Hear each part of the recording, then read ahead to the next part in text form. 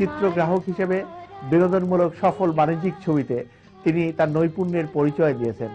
পাশাপাশি শিল্পবোধ সম্পন্ন সামাজিক ছবিতে আলো ছায়ার খেলা দেখিয়ে চিত্রগ্রাহক হিসেবে তিনি আমাদের চমকে দিয়েছেন। আমরা বলছি বেবি ইসলামের কথা। চিত্রগ্রাহক এবং চলচ্চিত্রকার বেবি ইসলামকে নিয়ে শুরু হচ্ছে চলচ্চিত্র বিষয়ক সাপ্তাহিক আয়োজন আমার ছবি। সবাইকে বলে যাচ্ছি, আরজ আলী মাতব্বর, ডক্টর আহমদ, আমিও আমার দেহটা মেডিকেল ছাত্রদের দিয়ে যেতে চাই।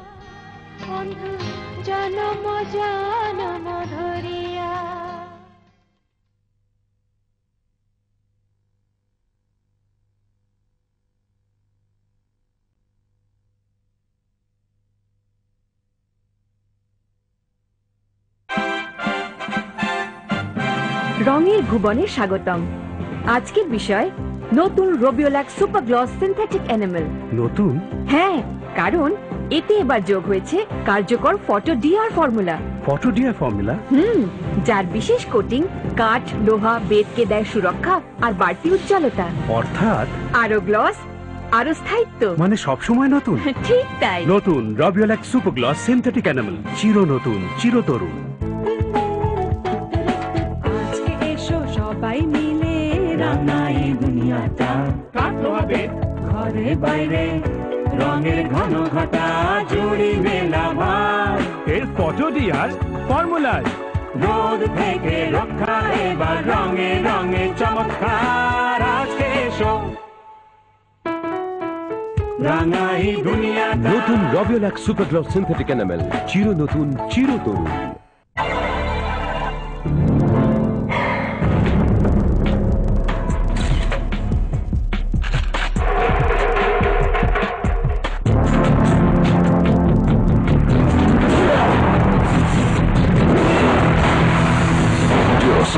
Solid cement coating from Berger. মশার ঘরটা না গোলাপি হবে, আর ছোট্ট সবুজ একটা স্টাডি। ডাইনিং স্পেসটা বিস্কিট রঙের। তুমি না শোয়ার ঘরটা নীল হোক, আকাশের মতো। রোবিওল্যাক অ্যাক্রিলিক প্লাস্টিক এমালশন, মনের মাধুরী মেশানো রং।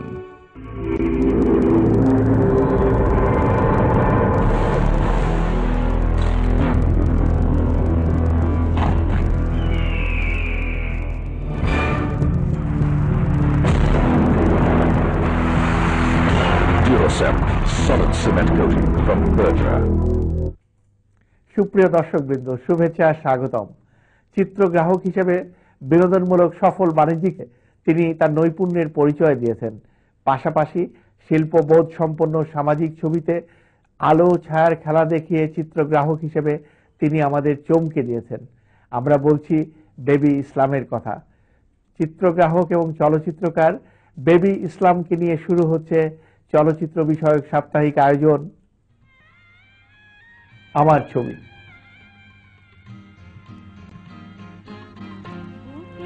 ভিতরে রাখিব তোমারে আমারি পরানো করিয়া, বন্ধু জনম জনম ধরিয়া।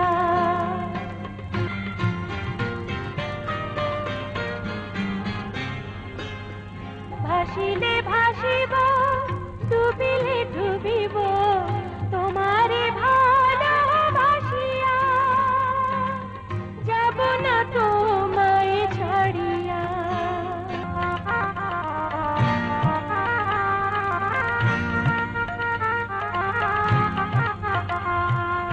বুকেরই ভিতরে রাখিব তোমারে আমারি পরানো করিয়া, বন্ধু জনম জনম ধরিয়া। 1964 সাল মুক্তি পেল উর্দু ছবি তানহা। ছবিটি পরিচালনা করলেন একজন বাঙালি চলচ্চিত্রকার বেবি ইসলাম। বেবি ইসলামের পরিচয় আরও আছে, তিনি একজন প্রবীণ চিত্রগ্রাহক।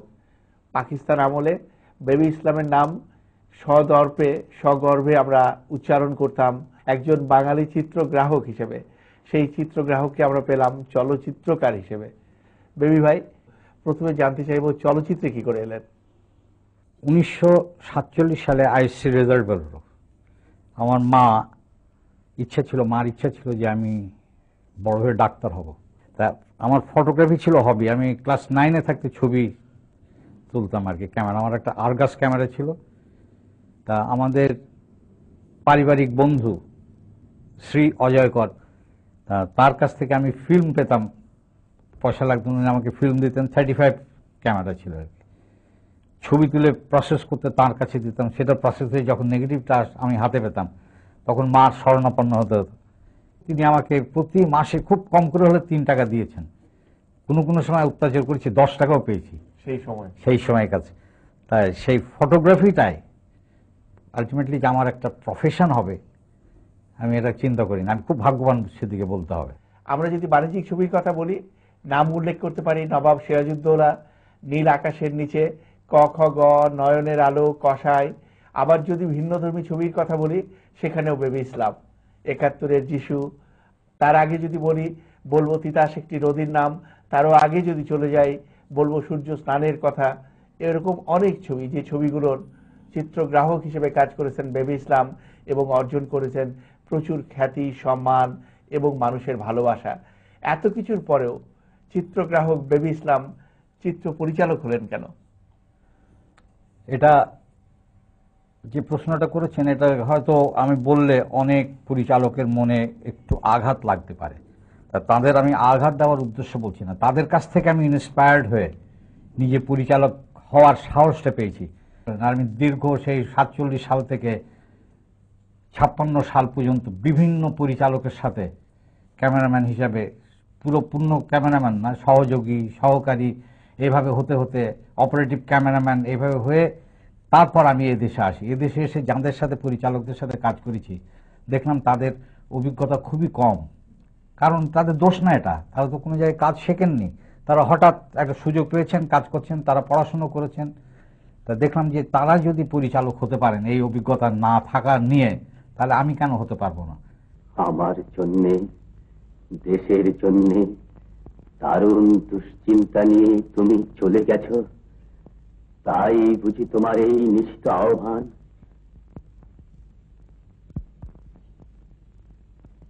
তোমার অন্তিম সময়ে তোমার মসনদ স্পর্শ করে যে প্রতিজ্ঞা আমি করেছিলাম, আমরণ আমি তা পালন করব।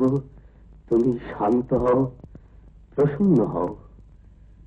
দাদু সাহেব, নবাব আলীবর্দী খাঁ। তানহা বেবি ইসলামের প্রথম ছবি। সমাজ সচেতন গল্প, বাস্তব অভিনয়, সঙ্গীতের মাধুর্য, সর্বোপরি পরিচালকের দক্ষতা তানহাকে দর্শক নন্দিত করে তোলে। আমরা জানতে চাইবো বেবি ভাইয়ের কাছে, তানহার প্রতি আকৃষ্ট হলেন কেন? এটা আকৃষ্ট হওয়ার কারণ, আমি সত্যবাবুর একটা অনুবাদ পরিচয় বলে একটা ম্যাগাজিন বেরো থাকে কলকাতা থেকে। তাতে একটা অদ্ভুত জিনিস ছিল যে মানুষ জন্মে কখনো খারাপ হয় না, মানুষ একটা ফুলের মতো হয়ে জন্মায়। ছবিটির মূল গল্প কার ছিল এবং আপনার পরিচালিত ছবিটিতে পাত্র পাত্রী কারা ছিলেন? যিনি কাহিনীকার ছিলেন তারই জন্য আমার এই ছবিটা রিলিজ হতে এত 64 সাল লেগেছে। সেন্সার হয়েছে 60 সালে, 6 বার ফুল বোর্ড হওয়ার পর। যেহেতু সেটা পাকিস্তান না হলে ম্যাক্সিম গোর্কির অনুবাদ ছিল, এইটি হলো একমাত্র অপরাধ, আমার অপরাধ আর কি। তা এটা বাংলায় করার ইচ্ছা ছিল, তখন নাম দিয়েছিলাম রক্ত গোলাপ। কিন্তু হঠাৎ খেয়াল হলো যে আমরা তখন পাকিস্তানে, 2 পাকিস্তান, বিরাট মার্কেট। তা এটা উর্দুতে করলে কি হয়? শিল্পী এখন কোথায় পাই? করাচিতে গেলাম, ওখানে গিয়েছিলাম গান রেকর্ড করতে। একদিন একজন বন্ধু আমাকে নিয়ে গেছিল হোটেল তাজে, যে সেখানে আমরা বসে আছি, দেখছি একটা মহিলা, স্লিম ফিগারের, একটা সাদা একটা। আমি বলি, মহিলাটাকে? বললো এই ফিল্মে ছোটখাটো পার্টটার করে। ফিল্মে পার্ট করে? তা আমাকে একটু দেখিও তো।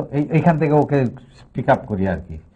সোহেল বলে একজন গভর্নমেন্ট ক্যামেরাম্যান, তার একটা শুটিং পড়ে যায়, গভর্নমেন্ট অ্যাসাইনমেন্ট পড়ে যায়, সে মাঝে মাঝে আবার ফিচারে কাজ করে। সে আমাকে চিঠি দিল, ভাই মেয়েটা আমার একটা ছবির কাজ হচ্ছে, তুমি যদি একটু করে দাও।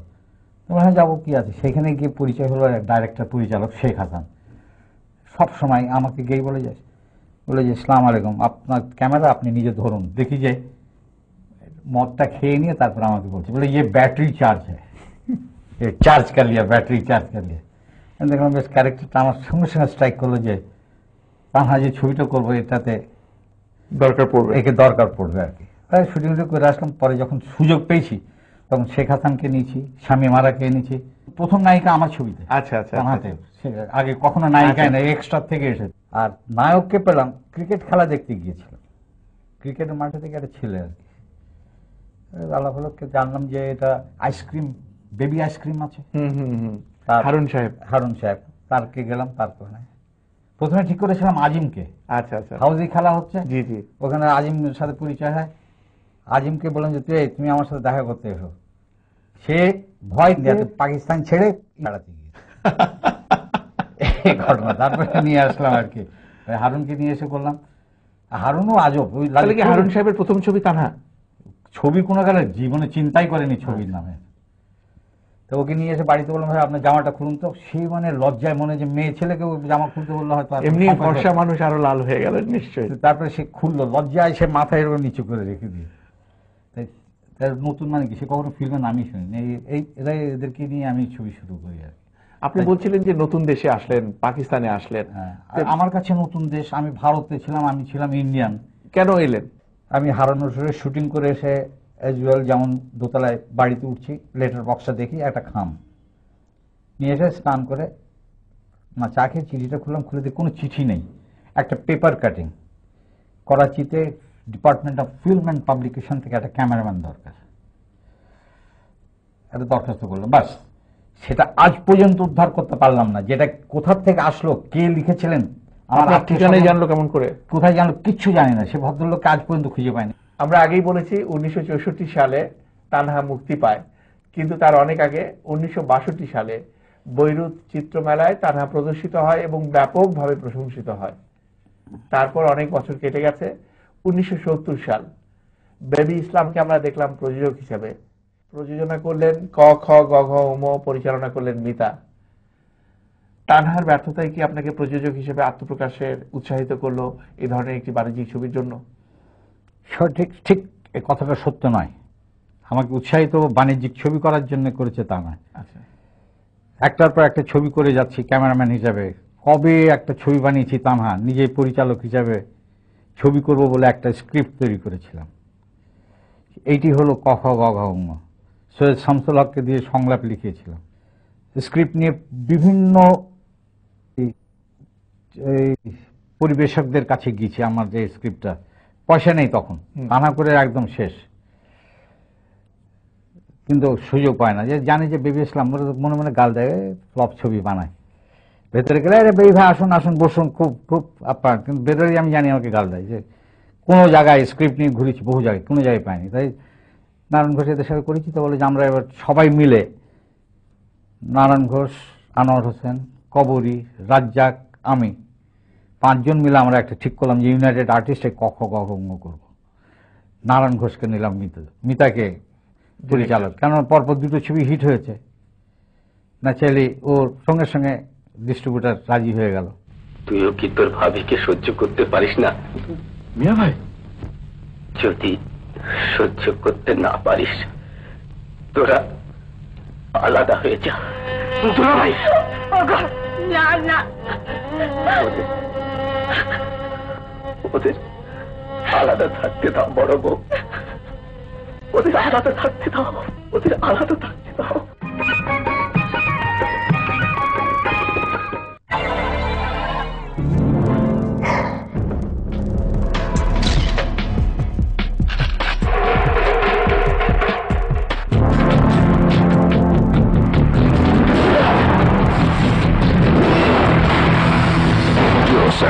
Solid cement coating from Berger. রঙের ভুবনে আজকের বিষয় নতুন Robbialac super gloss synthetic enamel.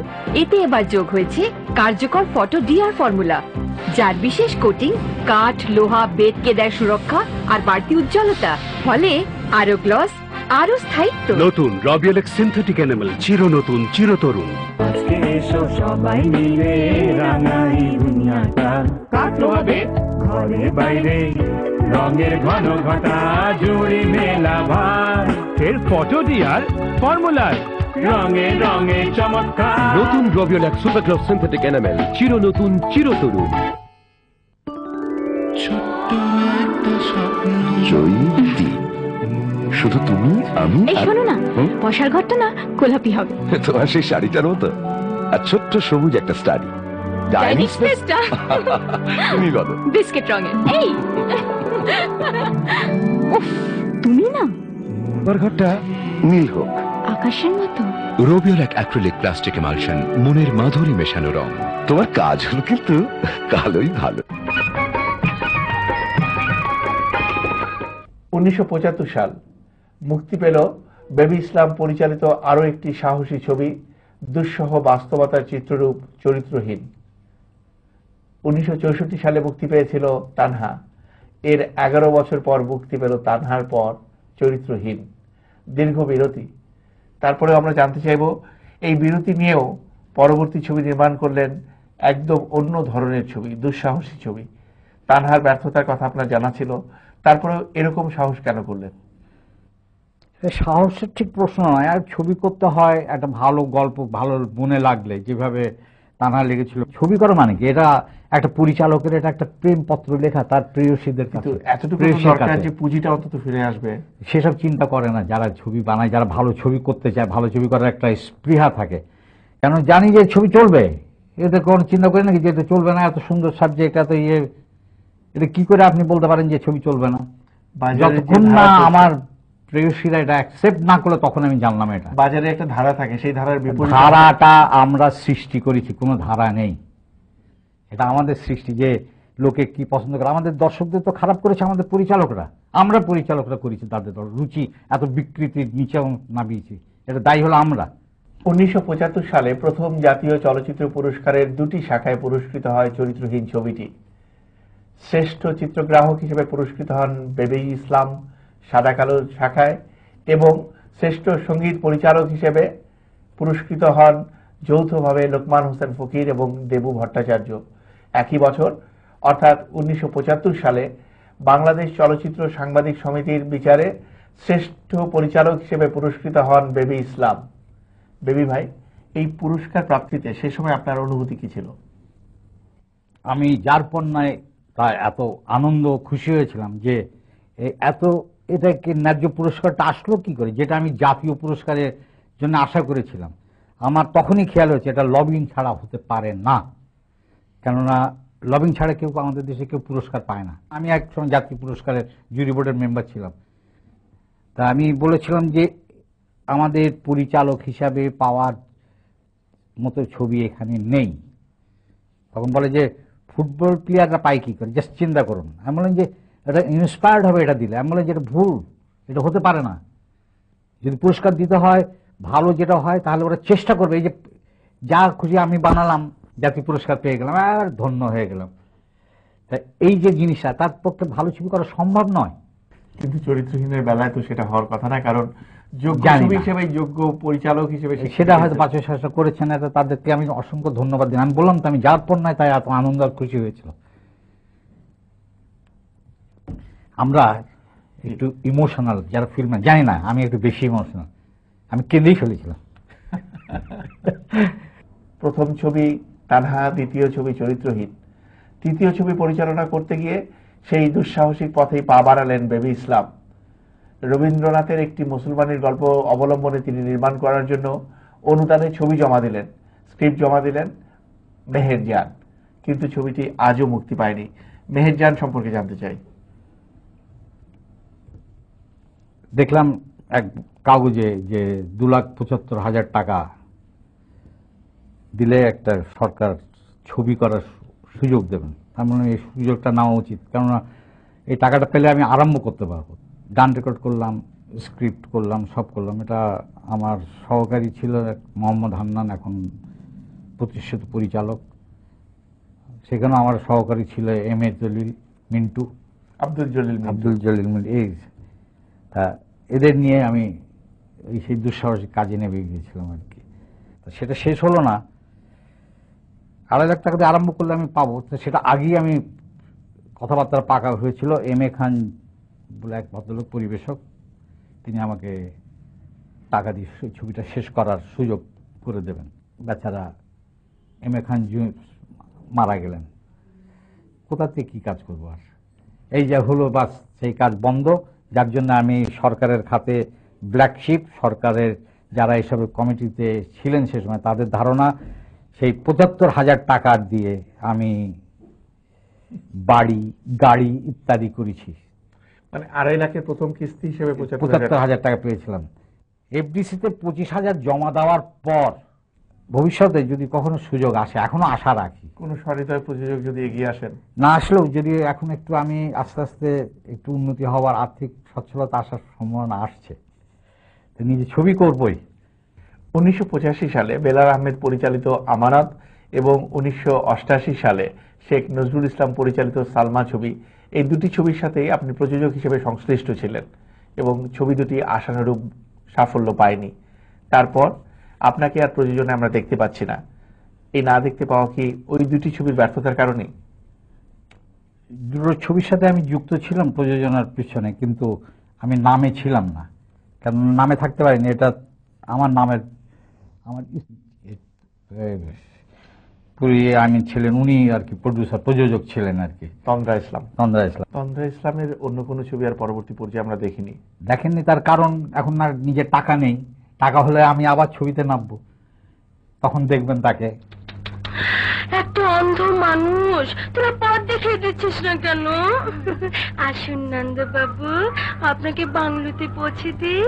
আসুন আসুন আসুন আসুন, হ্যাঁ বাংলোতে পৌঁছে দিই। কোথায় নিয়ে যাচ্ছেন? কেমন যেন ঠান্ডা ঠান্ডা গন্ধ পাচ্ছি, এদিকে বোধহয় পানি আছে। বাহ, অন্ধ হয়ে এটাও আপনি বুঝতে পারেন? অন্ধের দৃষ্টি নেই বলে অন্য সব ইন্দ্রিয় প্রখর ভাবে কাজ করে, তাই সব অনুভব করতে পারি। ও, অনুভব করতে পারেন কিন্তু দেখতে পারেন না, তাই না? এবার খুব ভালো করে অনুভব করুন অন্ধবাবু। বেবি ইসলাম কাজ শিখেছেন প্রখ্যাত চিত্রগ্রাহক এবং পরিচালক স্বর্গীয় অজয় করের কাছে। চলচ্চিত্র বিষয়ক প্রশিক্ষণ নিয়েছেন ইটালিতে। বেবি ইসলামের জীবনের এক বড় সম্পদ ঋত্বিক কুমার ঘটকের সাথে কাজ করা। তিতাস একটি নদীর নামে কাজ করেছেন যুক্তি তর্ক গপ্পতে। আমরা বেবি ভাইয়ের কাছ থেকে ঋত্বিক দা সম্পর্কে কিছু জানতে চাইব। ঋত্বিক ঘটক তার তিতাসে আমাকে একদিন রাশ দেখে আমাকে বলছেন যে এটা স্ল্যাং না, কারণ আমরা আমাদের বউয়ের ভাইকে আমরা শালা সবসময় বলি, এটা স্ল্যাং শব্দ না। তো তিনি বলছেন, শালা, এই নেড়ের দেশে এসে একটা নেড়ের কাছ থেকে আমি 12 বছর ধরে যে কাজ চেষ্টা করেছি পর্দায় যে এফেক্ট আনতে, সেটা এখানে এসে পেলাম। তখন আমিও সেরকম, ঋত্বিকদার সাথে আমার একটা সম্পর্ক অন্যরকম হয়েছিল। উনি প্রথম আপনি শুরু করে আর আমি যাওয়া পর্যন্ত আপনি রেখেছি, কিন্তু খিস্তি খাওয়ার সব সমানে চলে আর কি। শালা মালাউন বলছে, বলে নেড়ের কি চিনিস, নেড়ের কি জানিস, এইভাবে ওইটি আমার কাছে বেস্ট অ্যাওয়ার্ড টিল টুডে। আমি যত যেখান থেকে যা প্রশংসা পাই।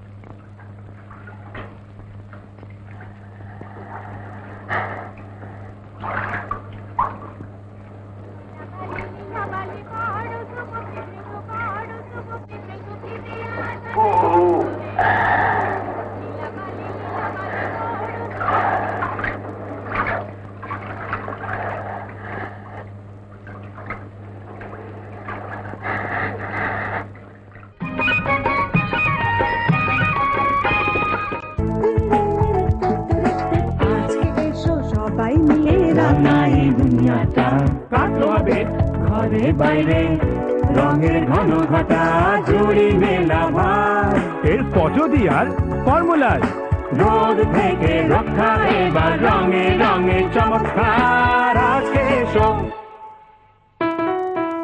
রাঙাই দুনিয়া নতুন রবিওল্যাক সুপার গ্লস সিনথেটিক এনামেল চির নতুন চিরতরুণ।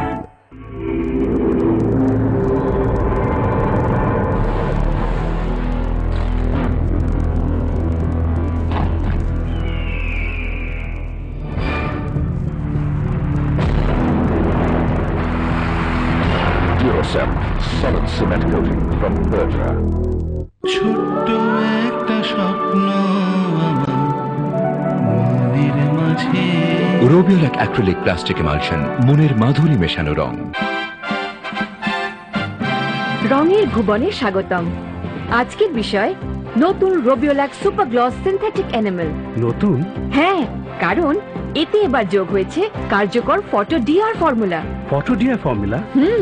যার বিশেষ কোটিং কাঠ, লোহা, বেতকে দেয় সুরক্ষা আর বাড়তি উজ্জ্বলতা। অর্থাৎ আরো গ্লস, আরো স্থায়িত্ব, মানে সবসময় নতুন। ঠিক তাই। নতুন রবিওল্যাক সুপার গ্লস সিনথেটিক এনামেল, চির নতুন চিরতরুণ। এই মুহূর্তে কি করছেন আপনি? বাংলাদেশের লোকে বলে না ভ্যারান্ডা ভাজা, ভ্যারান্ডা যে কি সেটা আমিও ঠিক জানি না, তাই করছি। কোনো কাজ নেই, সময়টা কাটায়, বই পড়ি। একটা জিনিস আমার খুব অবাক লাগে, লালমাটি এলাকায় কাউকে গিয়ে জিজ্ঞেস করলে তারা এক নামে চিনিয়ে দিতে পারে, জয় বাংলার বাবার বাসা কোনটি। এই যে জয় বাংলা, এই ব্যাপারটা অনেকেই জানেন না, আমরা একটু কিছু না, এটা কিচ্ছু না। আমার ছেলে যখন জন্মালো 1967 সালে, তখন আমার মামাতো ভাই, সে এখন বীরোত্তম, ক্যাপ্টেন আকরাম, ছেলের নাম রেখেছিল জয়, ডাক নাম। জয় একটা ইংরেজি শব্দ, আনন্দ। নেক্সট যখন আমার বাচ্চা হওয়ার সম্ভাবনা, তখন আমরা সব এই 71 সালে সব ওই মালিক মাজিদের বাড়িতে আমরা একটা বেশ আড্ডা জমত। সেখানে সৈয়দ শামসুল হক, সামাদ, মাজিদ মালিক, আরও আলতাফ মাহমুদ, এই সব আমার ওখানে আসতাম, আড্ডা হতো। কোনো সময় আমার বাড়িতেও হতো। তো সেখানে হচ্ছে এইভাবে আপনার তো বাচ্চা হবে, কি নাম রাখবেন কি? সেখানে তখন বাচ্চা হয়নি, এটা হলো মে মাস। বলে এবার যদি আমার মেয়ে হয় আমি তাহলে ওর নাম রাখবো বাংলা। সেই থেকে বাংলা, জয় আর বাংলা। আপনার অন্তিম ইচ্ছা কি? কি শেষ ইচ্ছা কি? যদি কেউ জিজ্ঞেস করে যে আপনার শেষ ইচ্ছা কি? শেষ ইচ্ছা একটা ভালো ছবি দর্শককে দেওয়া। ভালো ছবিতে চলে না, লোকে বলে, এটা ভুল। ভালো ছবি আমাদের দর্শক চায়। হঠাৎ বৃষ্টির মতো ছবি একটা চিন্তা করতে পারেন কিভাবে এখানে ব্যবসাও ইয়ে হয়েছে, সাফল্য হয়েছে। বা আমরা বানাই না, বানাতে জানি নাই বলবো। তা একটা ভালো ছবি করার চেষ্টা করব যদি করতে পারি। আর একটা ইচ্ছা আছে, আরজ আলী মাতব্বর, ডাক্তার আহমদ শরীফ, এরা আমাকে ইন্সপায়ার্ড করেছেন। কারণ আমাদের দেশে যখন এই যে এখন কেউ চেনে না আমাকে, মরে গেলে দেখবেন ফিল্ম লাইনে সব লোক কাঁধে করে নিয়ে একবারে সে কত কি এফডিসিতে নিয়ে যাবে, জানাজা পড়বে, এ করবে, সবার বেলায় দেখে রেখেছি, আমিও পার্টিসিপেট করেছি। তাই সেই করবে, সেটা আমি চাই না। আমার ইচ্ছা, সবাইকে বলে যাচ্ছি, আরজ আলী মাতব্বর, ডক্টর আহমেদ, আমিও আমার দেহটা মেডিকেল ছাত্রদের দিয়ে যেতে চাই। এইটি আমার একান্ত অনুরোধ। 1964 সাল থেকে 2000 তানাহা থেকে চরিত্রহীন পরিচালনা করেছেন 2টি ছবি, প্রযোজনা করেছেন 4টি ছবি, অসংখ্য ছবির চিত্রগ্রাহক হিসেবে কাজ করেছেন। তিনি পেয়েছেন খ্যাতি, সম্মান, পেয়েছেন স্বীকৃতি। আমাদের চলচ্চিত্রে এখন সংকট চলছে। এই সংকটময় মুহূর্তে বেবি ইসলামের মতো পরিচালকেরা হাত গুটিয়ে বসে থাকবেন, এটাই স্বাভাবিক।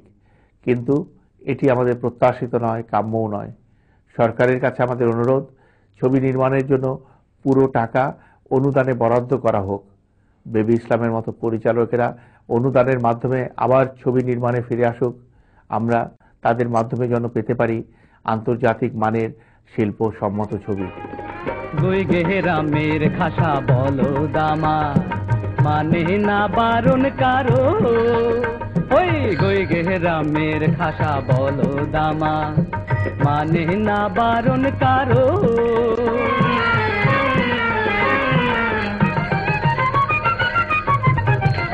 ওসে সড়ক ছাড়িয়া ময়দান ধরিয়া সড়ক ছাড়িয়া ময়দান ধরিয়া ছোটে যে জোরে আরো তারে বোঝালে বোঝে না কথা যে শোনে না আহারে আমার সাধের হাওয়াই গাড়ি চলে রে ও বাবা মেরে ফেলবে নাকি? ওই আমার সাধের ময়ূর পঙ্খী চলে রে ও বাবা